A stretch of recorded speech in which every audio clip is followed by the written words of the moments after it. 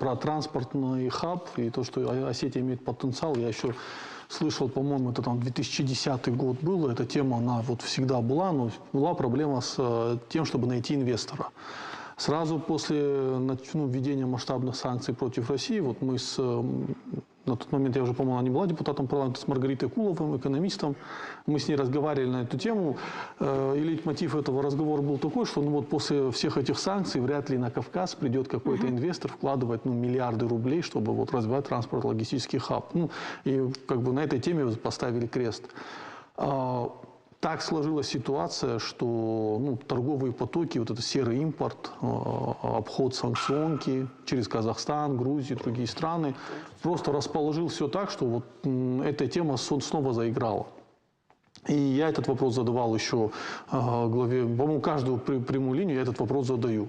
Объясню, почему меня он так беспокоит. Тут вопрос не только в экономике, но и в геополитики.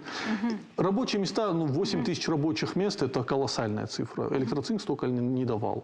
Миллиард рублей в республиканский бюджет, по крайней мере, это то, что запланировано Wildberries, да, каждый год, начиная с 2030 года, да, там, это колоссальная цифра.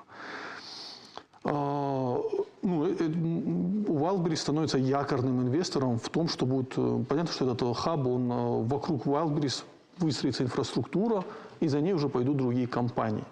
Но история даже не в этом. Я, по-моему, впервые слышал, чтобы вот на федеральном уровне глава вдруг упомянули военно-Остинскую дорогу. Понимаете, история в том, что если мы хотим говорить о какой-то единой Осетии, которая была бы объединена, то нам, естественно, нужна как можно больше коммуникаций, в том числе и дорожной, между Южной и Северной Осетией.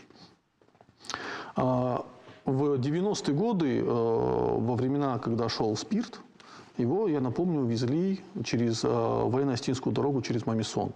Из Кутаисии получали спирт и везли. Эта дорога работала.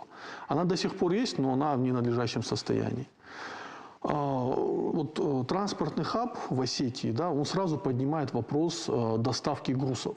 Доставки грузов на запад и на восток, то есть Кутаиси или вот Тбилиси, и дальше уже Азербайджан, Иран и прочее. И вот я в этом проекте, почему меня так беспокоит, в первую очередь вижу возможность укрепления именно региональной роли Северной Осетии.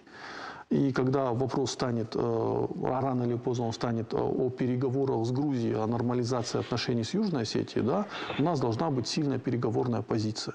Эта сильная переговорная позиция будет только в том случае, если, во-первых, будет единая логистическая сеть по всей Осетии, а во-вторых, через нас будут идти большие транспортные потоки. Вот. И еще один момент. У нас якорный проект в туризме – это Мамисон. Из Квайсы до Мамисона доехать полчаса. Появление военно-Остинской дороги позволяет просто наполнить ущелье, которое уже опустело, к сожалению, там сел живых нет. Из Квайсы люди начнут возвращаться в Квайсу и быстро добираться до Мамисона, работать, предлагать свои услуги. То есть это не только история про Wildberries, это очень большая история. И я рад, что вообще тема военно-Остинской дороги вдруг начала упоминаться.